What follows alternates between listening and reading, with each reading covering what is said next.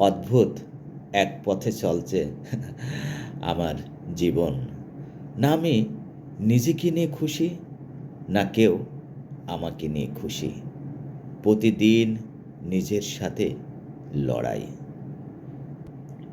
চাওয়ার সাথে পাওয়ার দূরত্বটা দিন দিন বড় হয়ে যাচ্ছে।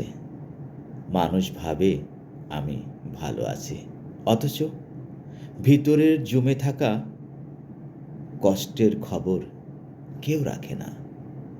হাসিটা ইদানিং আমার অভ্যাস হয়ে গেছে, কিন্তু নীরবতা হয়ে উঠেছে আমার আশ্রয়। না পাওয়ার কষ্ট নয়, বরং কেউ আমাকে না বোঝার কষ্ট সবচেয়ে বেশি পোড়ায়।